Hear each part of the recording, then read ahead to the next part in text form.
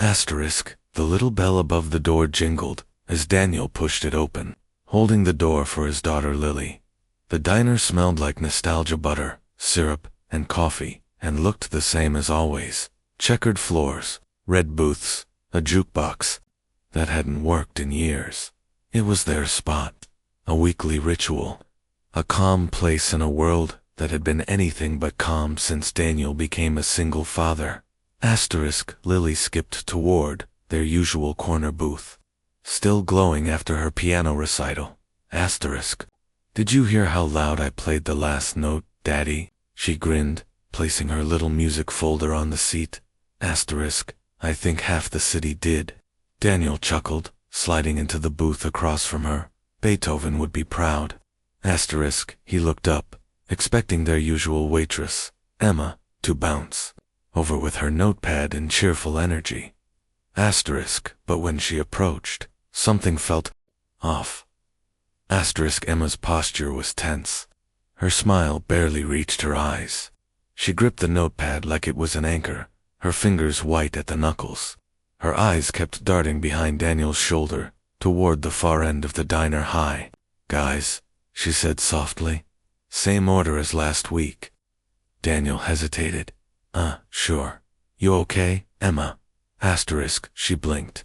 Yeah, just a long shift. Asterisk, as she turned to walk away, Daniel caught her hand trembling slightly. He glanced over his shoulder, following her gaze.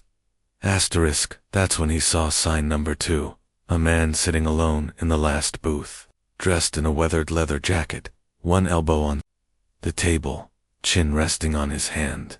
He wasn't looking at the menu. He wasn't eating. He was watching Emma, unblinking. Daniel frowned. Lily tugged at his sleeve.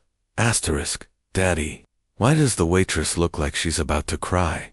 Asterisk, Daniel paused. Kids always noticed what adults tried to ignore. Asterisk, then, sign number 3, when Emma returned with their drinks. Her sleeve slipped up slightly as she reached for Lily's lemonade.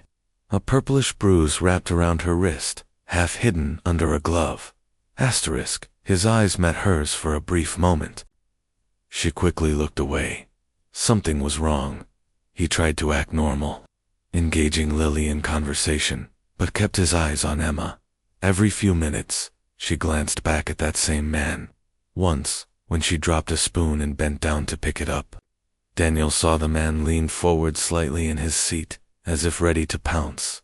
Asterisk, sign number 4 came moments later. The man whispered something when Emma passed his table again. Daniel couldn't hear it, but he saw her flinch. She nearly tripped over her own feet. And then came sign number 5. As Emma cleared a table nearby, a napkin slipped from her tray, but it didn't flutter. It dropped straight, deliberately, as if placed. Daniel leaned forward curiously and picked it up. In the dim lighting, he saw faint handwriting in pencil, jagged and rushed, greater than help me. Daniel froze. This wasn't in his head. She was in danger. Asterisk, he looked at Lily, calmly eating her fries, oblivious to the tension in the air. Asterisk. His hands tightened into fists on the table. This was no longer just dinner. This was a cry for help, and Daniel knew exactly what he had to do. Asterisk, absolutely. Here is the expanded scene, to around 500 words for asterisk single dad, noticed 5. Signs the waitress was being harassed. He couldn't stay silent. Scene 2. The confrontation expanded. Asterisk, Daniel held the napkin in his hand like it was burning. He glanced down at Lily, who was still happily chewing her grilled cheese sandwich, blissfully unaware of the storm about to break loose. His heart pounded. He was a calm man by nature, calculated, logical. Years as an accountant had taught him to analyze every detail before acting. But this wasn't numbers. This was a human being asking for help, quietly, desperately, from him. Asterisk, he slid the napkin into his pocket, stood slowly, and scanned the room. No one else seemed to notice anything was wrong. The clinking of forks and quiet music from the broken jukebox filled the silence. Then his eyes locked on the man in the leather jacket. Still staring at Emma. Daniel made his way toward him, his footsteps deliberate, steady, not aggressive, but firm. As he reached the booth, the man's eyes flicked up. Need something? The man muttered, his tone flat. Disinterested. Yeah, Daniel said, crossing his arms. I need to know why you've been staring at the waitress all night, like you're waiting for her to make a mistake. The man smirked. What business is that of yours?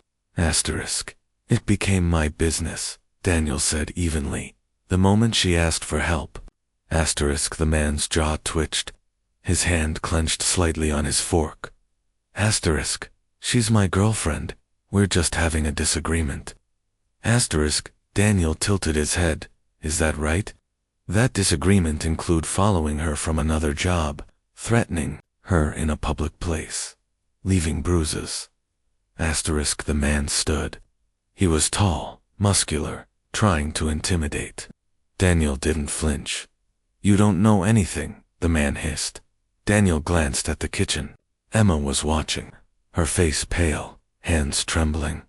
I know enough, Daniel said. I know fear when I see it.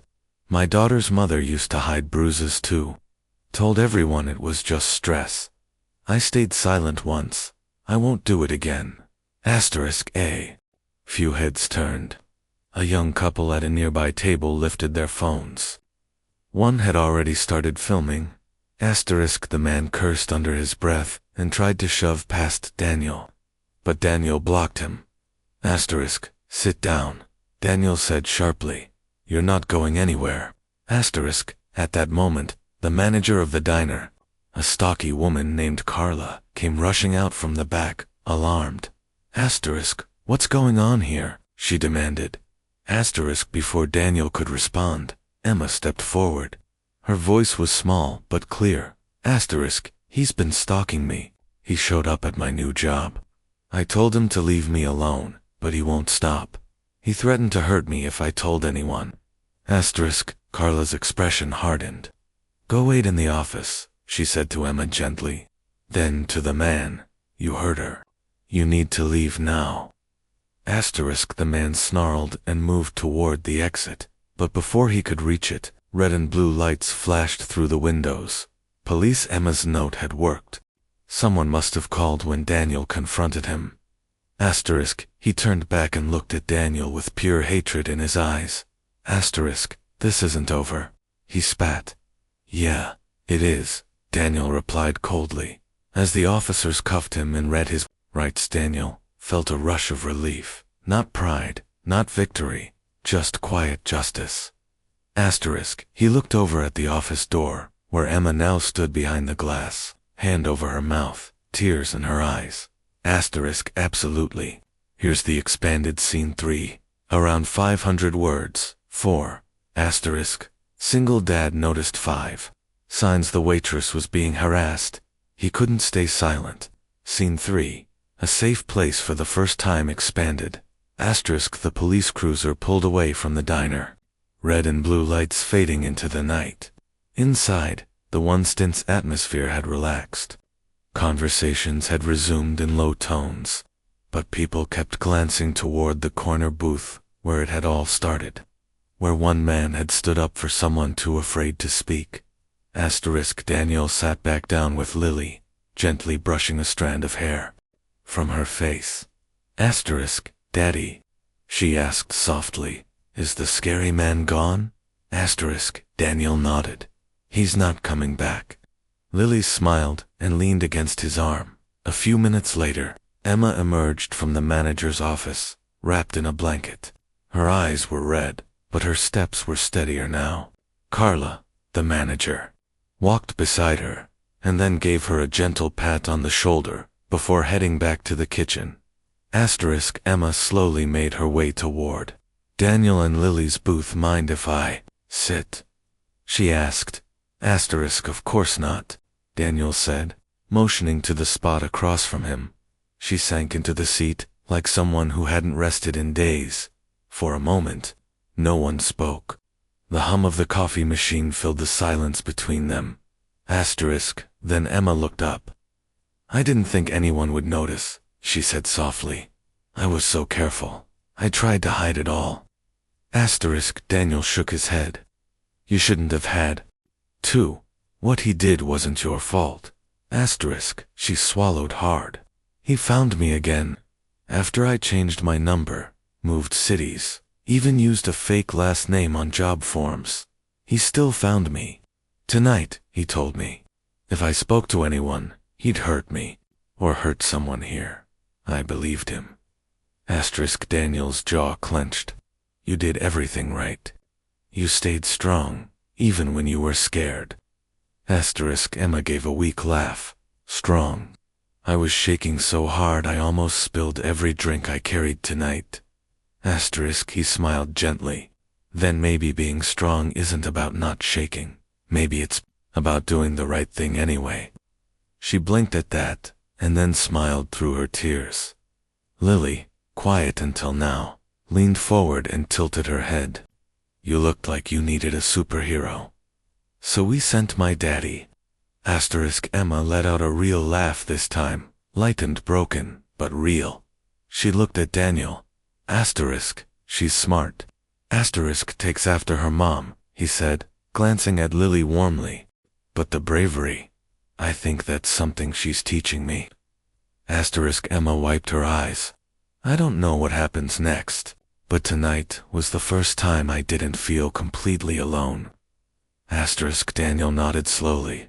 You're not, and you never will be again, not if we can help it. Outside, the sky had turned dark, but inside that corner booth, surrounded by warmth, kindness, and the smell of fresh pie, something brighter was beginning.